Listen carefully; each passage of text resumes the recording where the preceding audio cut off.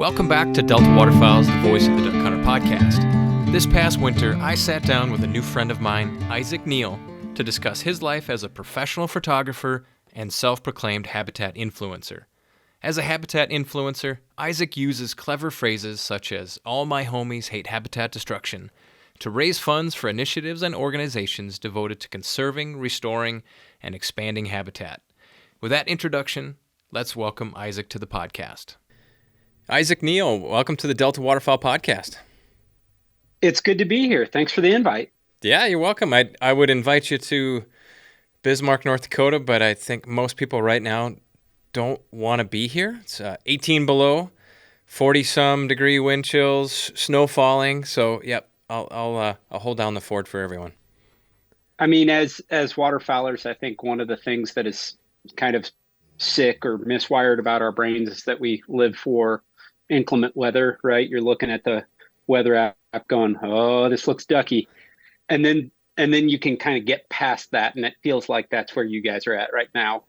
Like we've sort of jumped over the good range of terrible weather into just terrible range of terrible weather. Yeah, there's not much to do right now. I think, we have a few straggling geese hanging around this area yet because the Missouri River runs right through town.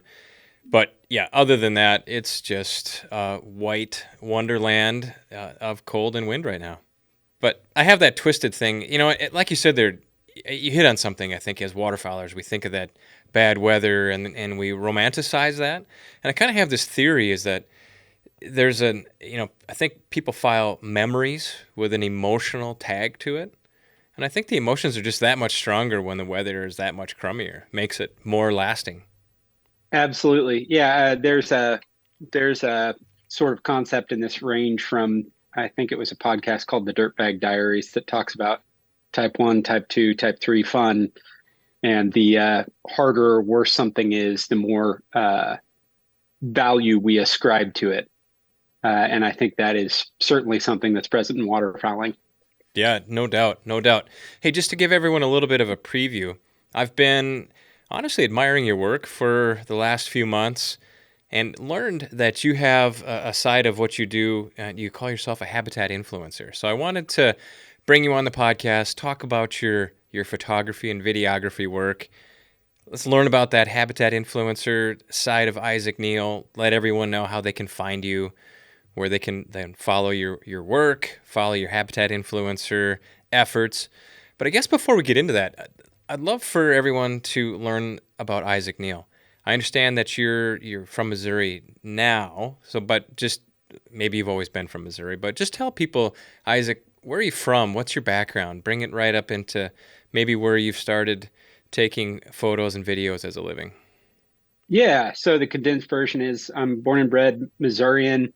I love Missouri, but more specifically, I'm an Ozarker, which for all of us Ozarkers who are waterfowlers, that's a terrible combination. It's like land that's purpose made to not hold ducks. So, but I was born in the Ozarks, grown up in the Ozarks. I still live in the Ozarks, and I grew up hunting. But by the time I started hunting, my dad, his career and other obligations had led him to where we were basically just opening the opening weekend of whitetail firearms. That was hunting for us.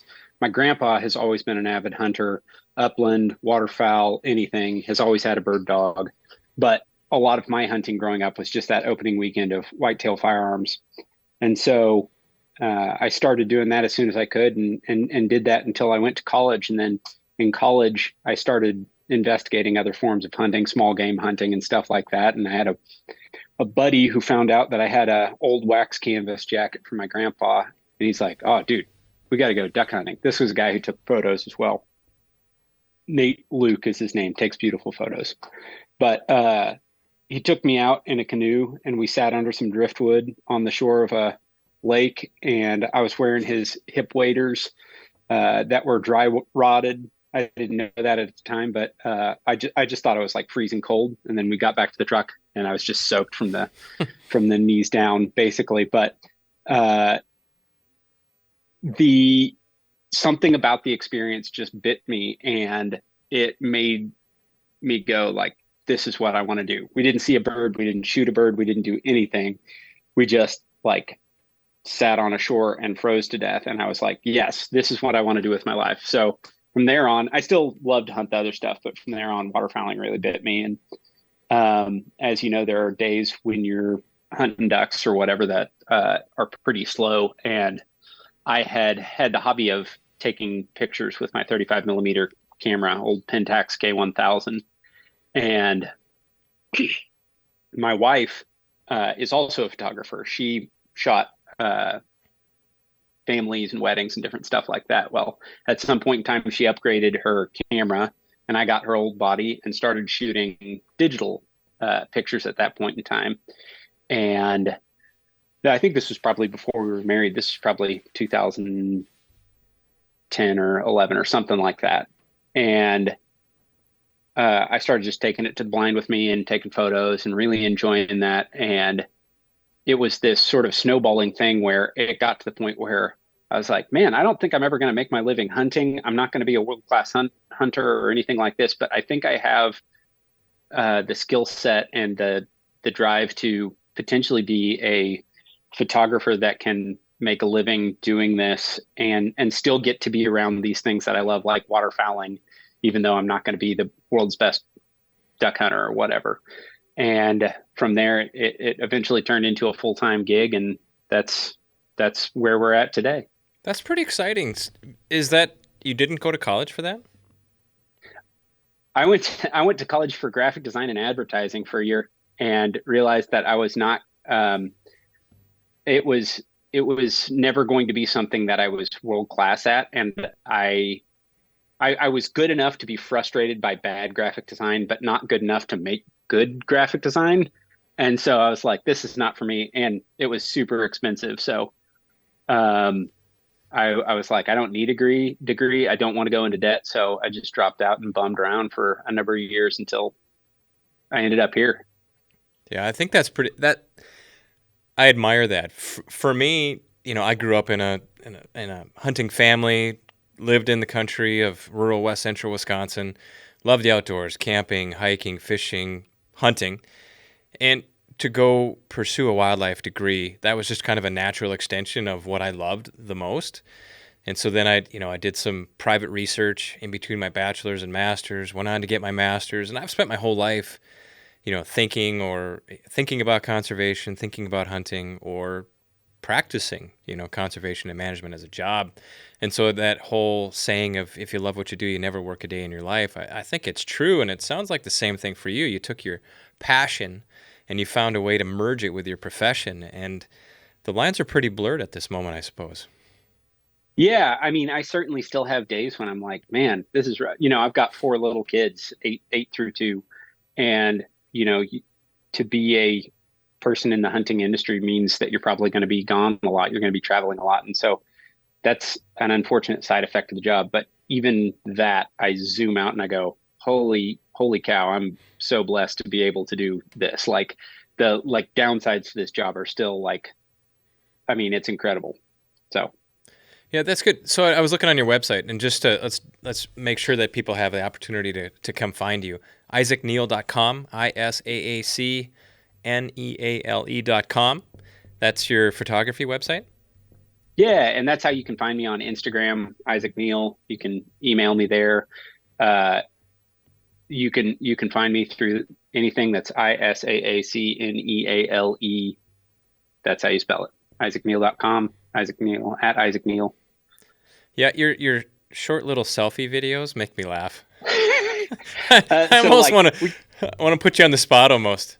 it kind of like developed as a pattern because and we can get into this later, but the habitat influencer stuff, like everything's a little tongue in cheek. I have a hard time taking things too seriously. Even stuff that needs to be taken seriously, I maybe err on the side of being a little cavalier sometimes, which is a conversation for another day. But the idea of me putting myself out there to tell someone else how they should live their life or show somebody how whatever it I feel like a fish out of water. And so that was sort of something that developed as a bit to sort of, I don't know, assuage my weird emotions when I want to talk to somebody through a telephone. But, effectively, I've got this routine at this point in time where I go, oh, hey, didn't see you there. Isaac Neale at Isaac Neale, part-time photographer, full-time knucklehead or whatever, switch out the blanks there. But, and then I go into whatever I say because I don't know. I just feel like life's too short to take yourself too seriously. And I certainly I don't think I have much to offer that somebody else doesn't. So, Yeah, you say it a little slower and a little funnier. And so I would recommend that people head to your Instagram page and listen to some of those. Every single one of them makes me laugh. And you need to post more frequently so I can get my daily chuckle. there we go. Yeah, Yeah. I'll put it in the calendar. Yeah. So, lifestyle portrait photographer, I just stole that straight off of your website. You take pictures of both people and the outdoors. And some of the clients on there appear to be no slouches. Can you just name drop some of your more recognizable clients, I guess, for people maybe on this podcast? Sure. So I do a lot of work for um, a couple of different companies. One of them is Heyday, formerly known as Lifetime Decoys. I do a lot of photos for them. I do a lot of photos for Duck Camp. I do a lot of photos for Irish Setter. I do a lot of photos for. I do a lot of work, not photo work, but video and actually podcast work for a company called Meat Eater with a guy named Clay Newcomb. He has his own podcast called Bear Grease, so I help out with that and I make videos of him. And at this point, that's a lot of who I work with. I was just on a trip with a company called High and Dry. They make a pole that you stick in the ground and you can hang your bag or gun off of if you're hunting a buckbrush slough or whatever. And we were also shooting with Turtle Box, so they make Bluetooth speakers. Really fortunate to shoot with a. Um, I'm really fortunate to be at a place in my professional career where I can shoot for people that I personally want to be around and products that I believe in. So I'm sure I've missed some people, and I'm sorry.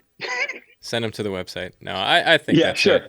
yeah. Again, it's one of those situations where you can work for or helping promote things that you believe in. I think that's where it all lines up. What are some of the I took a look, people and the outdoors. So some wildlife, nature photography, I would say, a lot of people, a lot of lifestyle, It, emotion. You get to read a lot of people's emotions. What are some of your that's favorite things to take pictures of? man for I make a sort of joke, but like I photograph people, and oftentimes those people are humans. Sometimes those people are animals. But anything that can when I'm talking to a potential client, like the way I try and explain it to them is like I'm not necessarily trying to take an accurate picture of what it was what it looked like or an accurate picture of your product or an accurate picture of whatever. I'm trying to make you feel something. I'm trying to make a picture that makes you feel what it felt like to be there. And oftentimes, one of the easiest ways to do that is to capture emotion in a human being. So if you look at a lot of my work, the vast majority of it involves a human being in some way. And the stuff that really connects with me the most is people emoting. I want a new perspective. I want a fresh perspective. I want to feel something. If it doesn't compel me to react, then it's a photo that probably isn't that valuable to me and by extension my clients. Like the truth of the matter is like what I do for a living is not art, it is production. Like I'm working for a client most of the time, and so sometimes that looks like selling something, sometimes that looks like telling a story. I had a shoot in April for Pheasant Forever and the sorghum checkoff, where they were showing people that there's an alternative way to grow sorghum that produces habitat for animals. So in that way, we're still selling somebody on a concept, not a product. But ultimately, I am paid by a company to help them, in my eyes, tell a story. We're trying to show people that there's a lifestyle or um, an experience that is available to them, and that this product or this whatever helps to fulfill that. And so, if my photography does not compel someone to react, then it doesn't help them with their end goal, which is to sell their product or to sell their concept or whatever. You touched on something that this was a conversation I had with my daughter the other day. I grew up in Wisconsin in the woods, and a sunset in Wisconsin or sunrise was vastly different than it is here in the North Dakota prairies. The sun isn't really gone, until it glows below, the Yeah, plane of the earth. But with the yep, trees, it's gone along a lot earlier than that. So my daughter is really fascinated with sunsets because they're just so brilliant and so vast, and you see the whole sky and the colors here in the wide open prairies. But when she takes the pictures, she says, "Man, that's just not what I saw." sure. And we were having this conversation that a really good photographer can insert emotion into that picture. And I Yep. admire it. It's like someone who can sing. I can't carry a note in a bucket, but when someone can sing, I admire that. But when a photographer can put emotion into a picture that other people can feel, that's a real art form. Yeah, it is. And I think part of that for me is knowing my lane. Like I've got buddies who are truly phenomenal waterfowl photographers, Phil Conkey and Art Diaz, who live up in South Dakota. Like both of them take pictures of birds like nobody's business. I can get a good picture of a bird every once in a while, but it's certainly not my lane, right? My lane is typically human beings. If there's a human being in there, if there's something going on, that's my lane. And so in the same way, whenever somebody, a sunset's a great example. I've shot a few great sunsets and I'm like, man, that's really great. But I rarely go out to shoot a sunset. And so it's funny that even within the discipline of photography or whatever, everybody has their own little niche. And like, I still get caught up with other people's like version of like, wow, that's incredible what you're able to do with that. Like, I might be able to throw a dart at the board and hit a bullseye, but it doesn't mean that I can hit a bullseye every time with what you're doing. No, it's a true art form, and I admire what you do there with the camera. It's something I can't do, but I also admit I don't really have an interest in it, which is probably Hmm. half of the problem. I take out my phone, I grab a few pictures so I can remember what they are. I'm not really taking Oh them for yeah, other people. And so I think that's a lot of it, having the interest, the dedication. it's funny because like I don't get me wrong, I love taking a shotgun. I love hitting a limit of birds. Absolutely. I cannot do both. Like I cannot take a gun and a camera because I will do both poorly. Like when I'm on camera, it's like all I care about. I just want to shoot, shoot, shoot. When I'm taking a gun, like, and if I take a gun and bring a camera, I guarantee I'll get like two shots and then like, all right, let's kill some birds, right? And so like I think the drive is certainly a huge part of it. Like, and without getting too off in the weeds here, I think my drive for photography is much higher than my drive for birds. Like, and I think that's what allowed me to gravitate that way. And for whatever reason, I rarely go on a hunt and be like, man, I wish I would have brought my gun so that I could have also got a limit of birds. But I have had times where I don't bring a camera. I'm like, man, I wish I would have brought my camera. That would have made a perfect or whatever. That is like a thing that is constantly in me.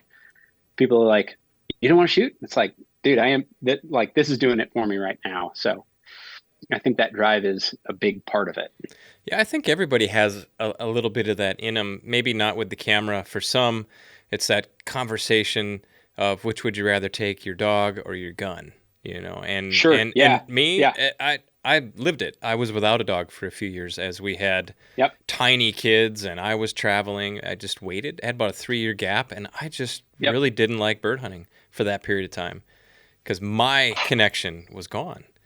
And Yep. yeah, Yeah. My bird dog died of cancer last year. And so like I mean, we had several hunts where it'd just be me and her go out, sit on a little wood hole, shoot three wood ducks at first light and call it a day. And it's like those are some of my favorite hunts. And I haven't had any of those this year because I'm not going to go out and sit by myself and do that. But when you got your dog with you, it's a different experience. it is. It is. And the other one that I'm right smack dab in the middle of, my two kids, they're 16 and kind of freshly 16 and 13. And so when we go hunting, a lot of times I don't bring my gun because I want to be super focused on their experience and make sure that they're safe and Yep. everything is a teaching moment. But if I do bring a gun, I'm the last one to shoot. And Yes. we were out a couple weekends ago, and they had turkey tags, so they each filled a fall turkey tag, and I went home, just with some great memories and pictures, and I couldn't have been more satisfied. We were recently at an industry event that where there's stuff going on during the day, but you can go out and hunt in the morning. And so I was with my buddy Chris Harrell, and he had his son Gray, and another buddy, and we went out.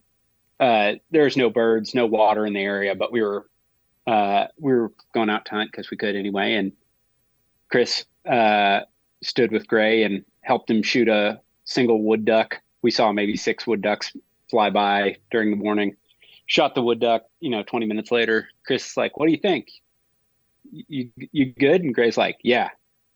"You want to go get a biscuit?" "Yeah, let's go get a biscuit." So we packed up, went and got a biscuit, and it was my favorite hunt of the weekend. Just shooting one wood duck. Gray shot one wood duck, and me and Parker hung out on the shore, and just it was like, this is something special and its own thing.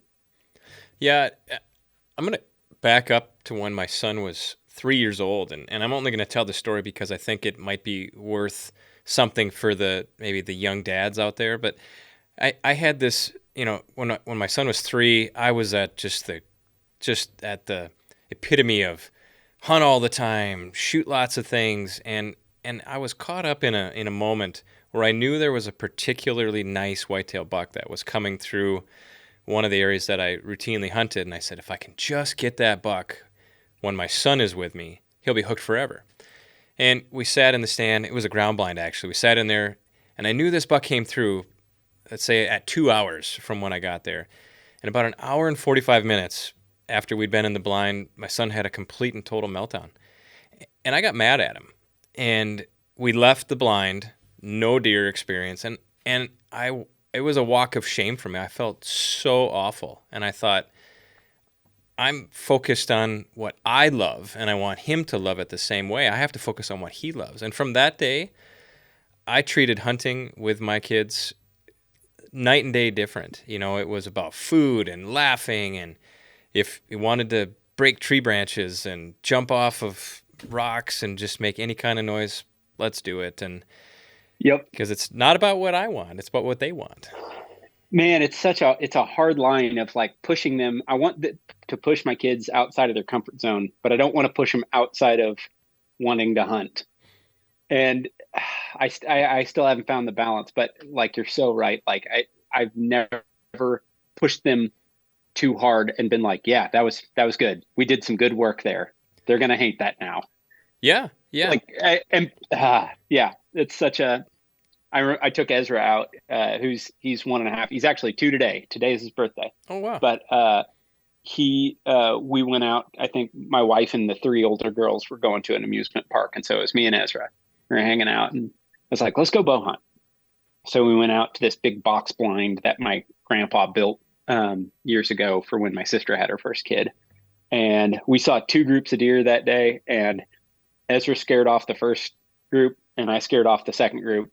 I was pretty frustrated with him on the first one because I was like, "Be quiet," and he made a big noise. And then the next group came along, and I bumped my bow against the front of the thing. And I was like, "All right, you know what? Fair enough. This was a good lesson." Yeah, karma, I guess, isn't it? No, Yeah, it is funny, and I would tell maybe for you, for whatever it's worth, sure. but for others, eventually, it becomes I don't know if it. I don't want to say done right, because I think some people are naturally drawn to hunting and others are not, given the same experiences. But with Sure. both of my kids, they're driven hunters now, all on their own. But I let them Yeah. find their way, and I tried not to push mine on it so hard. Yeah. I think that's what I aspire to. And I'm sure with time that'll happen. Yeah, I have 2 brothers. We grew up in the same household, same experiences, same opportunities, and our relationship to hunting is extremely different. I go all the time as much as I can. That's what I think about. My older brother is very conditional. Like, he actually, Hmm. I think he hopes not to see a deer, because I think so. I really do. And then my younger brother loves to go, but he's kind of one of those people that you have to invite him and Yeah. take him. And Yep. Not one is not better than the other. They're just vastly different. And so you never know how it's going to turn out with your kids. Yeah. Yeah. But hey, it's a very fun thing to share. And I'm glad I'm able to do it. And I'm glad you're having some of those early experiences, especially at 1.5, 2 years old. That's pretty cool. Yeah, it certainly mitigates expectations when you're taking a 1.5-year-old versus a 10-year-old or whatever. But yeah, trying to start early, make the opportunities available, but not push them. We'll see if it produces anything good. Yeah, and I think my other goal, and I did say this out loud to my daughter or to my wife and my friends, so my goal was that when my kids looked back on it, they could never remember a time where they didn't hunt, right? So take Yep. them out, frankly, before they could ever remember it later on in Yeah. life. Yeah. I like that. It was just always there. So it worked for me for whatever that's worth. Yeah. So hey, I want to get into the next part here. And I think I mentioned this before we started with the record button. You know, I've always been drawn to conservation, participated in it as a profession, volunteering outside, and I know lots of people make money off of hunting, off of our wildlife and natural resources, and I get that, and I'm totally fine with that. I just on top of it, I want to layer something on top. I totally admire it when companies and individuals give back to conservation while they're drawing an income, and that's what really turned my head hard when I saw you promote a sweatshirt that on your Instagram feed. I think it was drain cold ones, not wetlands. Is that right? Yeah. Yeah. So the Habitat Influencer was sort of a project, and that name is kind of tongue in cheek because I think we all, when we hear the term influencer, roll our eyes to some degree or whatever. But it's is a project that grew out of a couple of different thoughts. One of them was a conversation I had with a friend. We were driving to hunt pheasant in South Dakota, actually.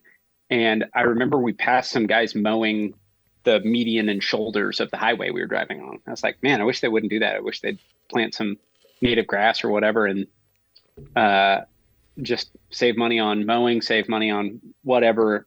And the guy I was with was like, man, I just think it looks so unkempt.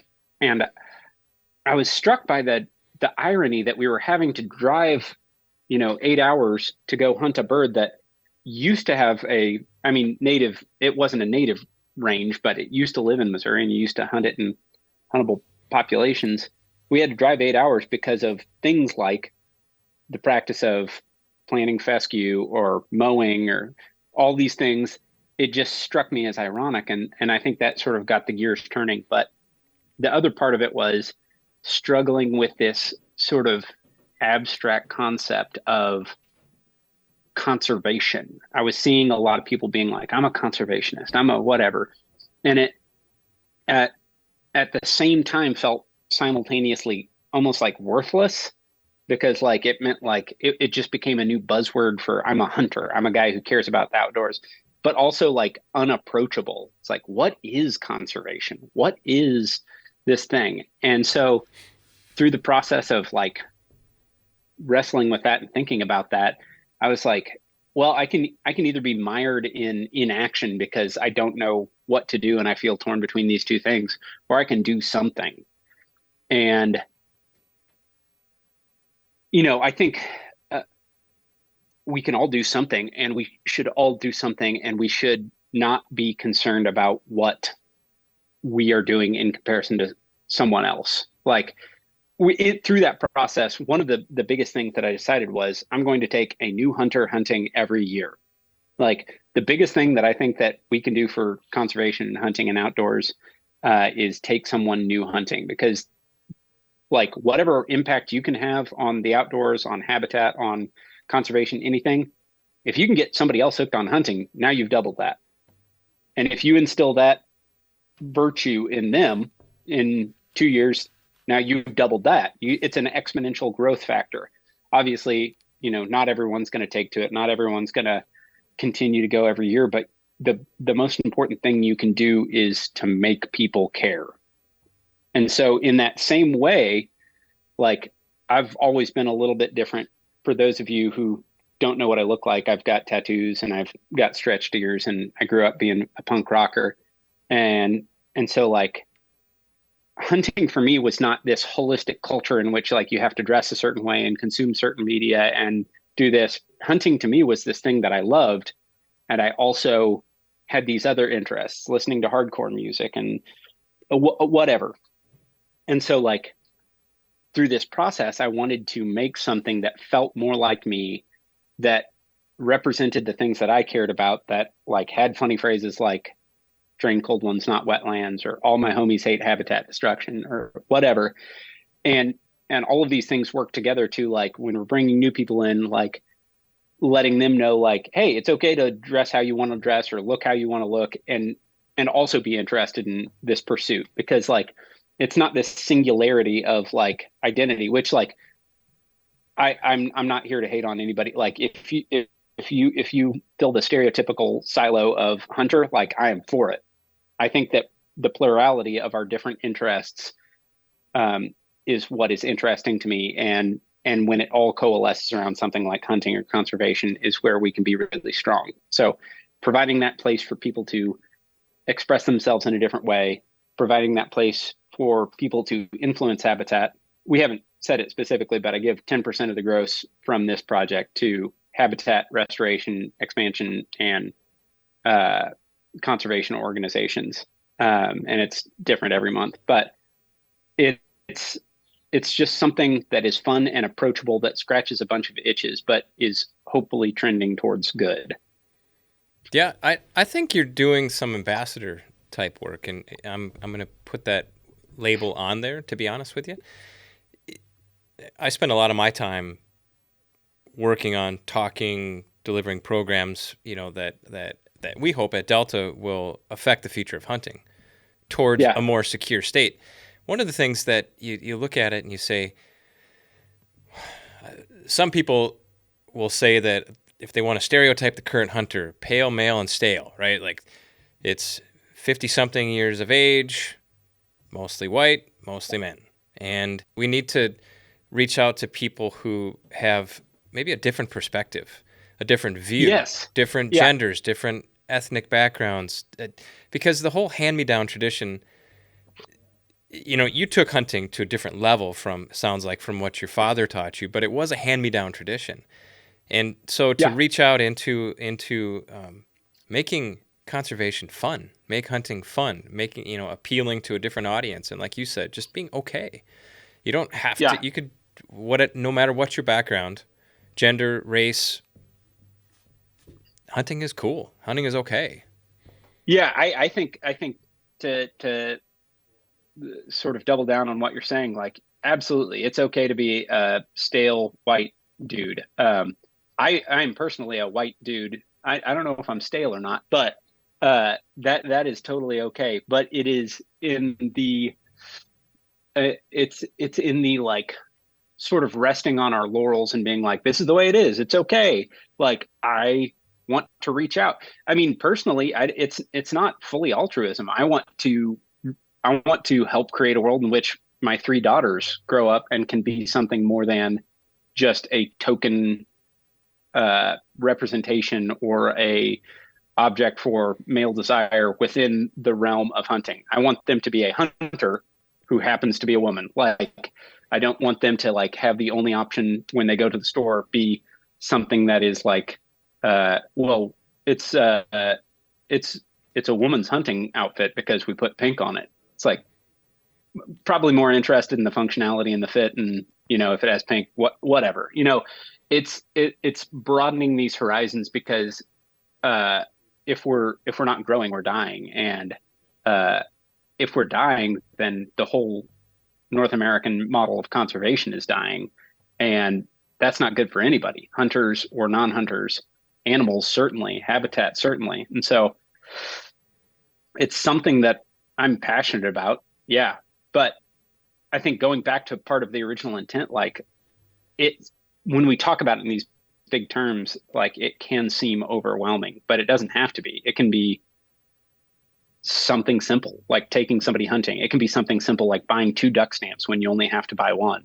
It can be something simple like just stepping in a conversation when somebody's talking about how they shot over their limit and being like, hey, I totally get it. Like, but here's why that's bad. Here's why that's not good. It can be something simple like, just whatever, starting where you're at and doing whatever you can.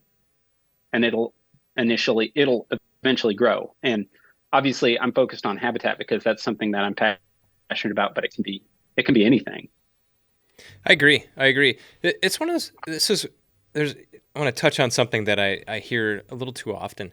As wildlife managers and biologists, people will often say, hunting is conservation. Hunting funds conservation. Hunting manages wild populations of birds and mammals, ungulates, whatever. But I sometimes hear individual hunters saying that, and they'll say, "I hunt to support conservation. I hunt to control wildlife populations." And I say, I don't, I don't think you hunt for those reasons. I don't know you, but I don't think you hunt for those reasons. I think your Yep. reasons are recreation, family, nature, food. Pick the order, right? We'll all establish Yeah. our own order. And I say, Which is not wrong. no, not at all. Don't couch it in the language that you're doing something altruistic when you're Yeah. doing something the bare minimum that Yes, serves yourself. exactly. So I encourage people, and it sounds like you do too. I encourage people to find your way to do something more than what's obligated. And Yeah. you gave a great example. Buy 2 duck stamps. Take Yeah. someone I hunting. yeah, I have all of my state tags set to auto renew whether or not I'm going to hunt a species or not that year. Because like like I maybe spend $120 on tags in Missouri every year. It's like that's such a little amount of money that I can do. And then furthermore, I don't complain about the conservation department. I know that there are a lot of good people who have poured their life into this thing and genuinely care about the resource and genuinely care about the hunter population. And so when they're like, hey, we're going to raise this price or whatever, it's like, heck yeah, more money to conservation. Like it's these little things that are like, it's it's so easy. It's so easy to make a difference. It's so easy to actually invest in conservation. Yeah, and I don't. And obviously, we don't pretend to know, the pressures facing an individual. So, I don't want to make anybody feel bad for doing more than the minimum because that may be what you have. You may not have the time. You may not have the resources. Absolutely. You're right. But I still encourage people to, there are ways, right? And Yeah. sure, join a conservation organization, buy 2 duck stamps, take someone hunting, put up some nest structures, on your own, do some form of habitat management, you name it. There's Leave lots of things out there. Yeah, we've we live in town. We have a little quarter acre thing. We have been slowly turning all of our lawn into stuff that benefits pollinators, stuff that benefits wild critters, leaving brush piles on specific parts of our land, leaving compost piles in different spots. There are so many different things that you can do that don't involve money, that don't involve that large of a knowledge of uh, the way ecosystems work. Like just something like uh, making a butterfly garden is like an insanely helpful thing for something like quail. Like, and it's so easy. It's just dedicate a little part of your lawn, plant some native wildflowers, let it go, let it rip. It's when you start diving into it, it is this overwhelmingly hopeful thing. I think this conversation can often be couched in the language of doom and gloom and like we're all headed downhill and everything's going away. But it's like, dude, the human beings they have an incredible power to be destructive, but they also have an incredible power to be creative and conservative and all of these things. Like the thing that I think about is like when my grandpa was born, there was no deer season in Missouri because we hunted them to the brink of extirpation. By the time he was 18, the first deer season opened in Missouri. When I go hunting now, if I don't see 2 dozen deer, I'm like, this is a bad year. Hmm. So like on the short timeline, it can seem like there's nothing good, like duck numbers are down. Oh, the habitat's gone. All their it, but it, when you zoom out and you're like, what can I do? Well, how many people are there out there like me who can do something too. Like it is this like overwhelmingly hopeful possibility. I don't know. It's just I don't know. It gets me excited. Well, I think kind of to support what you're saying, the whole phrase of many hands make light work. And so we don't have to hold ourselves as an individual to this high, high, high standard. Hmm. Do the little bit you can, and then as a community of people who love the outdoors, it all adds up. And Yeah. so I don't know. I guess from my perspective, Isaac, if people get anything out of this particular podcast recording, a conversation, I think that's a great message right there. Just everyone kind of do their part, and I love the optimistic side of it. You're right. Too often it's doom and gloom. We're losing, and hunters are going away, and habitat's gone. And I used to hunt in that location. Now it's a subdivision. And hey, those are all true conversations, but the glass can be half full at the same time. Yeah. I think what you said is really important on that factor of like I don't want to presume anybody's position in life. I think that it is critical that we operate in realms like this without shame. Like Hmm. I am not here to guilt somebody for not buying two duck stamps. I do want you to consider what you can do. One thing along with the like every year I'm going to take a new hunter hunting. One thing that I do is I've determined to never go into the woods or go onto a reservoir or whatever and leave without taking out more trash than I came with. Does that make sense? Yeah. Every time I see a shell on the ground, I pick it up. Every time I see a can, I pick it up. And it can seem a little bit futile or useless, especially in floodplains where we're washing a lot of trash downstream or whatever. But it's like, what can I do that costs me nothing? Like picking up a shell is easy. How many times have you been in the woods and you saw a shell from a squirrel hunter? And that's not to say I'm batting 1,000 on all my shells. Like I try and pick up all my shells, I'm sure I've missed something somewhere. But it's if we are moving the ball forward and trying to do little things, like we're going to make a better world for all of us. It's more of a state of mind, right? Yeah, absolutely. It is. Hey, the one website address that we missed here, habitatinfluencer.com. Yeah, I think that you can find it from my personal website, but habitatinfluencer.com, you can get on there and find some stuff. And if you find something on there you like and want to get it, that's totally cool. And if you feel like your money would be better spent doing something else, like I never want to be one of those places that's like, you have to buy a t-shirt because we're doing good. And it's like, if you don't want a t-shirt, but you have $30 or whatever, just give that money to Delta, give that money to whoever. Like, I have no interest in building an empire here. Like at the core of this, it's like, what little thing can I do to do good? And then also like, I just think like that hoodie or that t-shirt or whatever is funny. And therefore I want to make it and I don't want to lose money on it. Like that's more of what I'm interested in than like making the next lifestyle brand. So like, I would love your support, but also the end goal is to move the ball forward on conservation. So Yeah, I agree with you, and I totally appreciate that, and I picked up that vibe, to be honest with you. The But yeah, if you are in the market for a new T-shirt or sweatshirt, yeah, there's some. I do think they'll grab people's attention, like a sure. spoonie on a hoodie when a nice wetland scene. All my homies hate habitat destruction. Like that's gonna catch eyes. That's a great conversation starter. I was going through TSA in the Houston airport on Sunday, and the TSA agent was like patting me down because somehow I always get randomly selected. Um, but I was wearing that drain cold ones, not wetlands, and on the front it says "All my homies hate habitat destruction" right here, and he's like says to one of the other TSA agents like, "Hey, come over here, check this out," and like reads it to it, and he thought that was really funny. And when I was leaving, he's like, "Hey, all my homies will drain a cold one."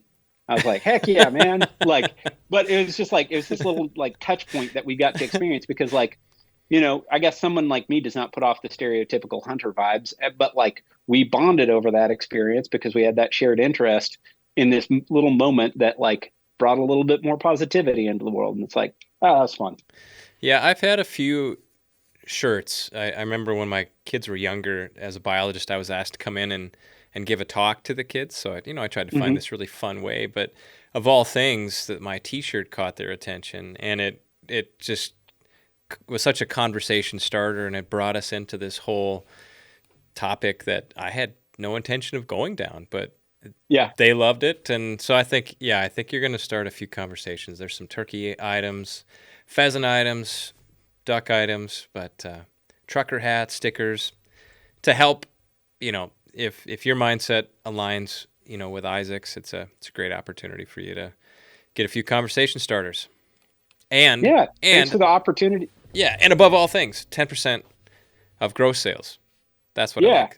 That's a word right there. Gross sales to conservation. Well, and I say that because like so many times you see like a percentage of our proceeds benefit conservation. It's like that's awesome. I'm glad that that is happening as opposed to not. But it is like purely marketing because it does not commit to anything. It's like if I'm putting 10% out here of gross sales, that and for people who are not in the business world, gross means all the money I bring in, 10% of that goes. That's not 10% after I cover my expenses or anything like that. That's 10% of you give me $30, $3 is going to conservation, habitat, building, restoration organizations. And so like I want to be front and center and I want to be committed and I want to be held accountable. And we've given to Delta, we've given to NWTF, we've given to Audubon, we've given to Cal Waterfowl with the Klamath stuff. Like, so and that's another thing.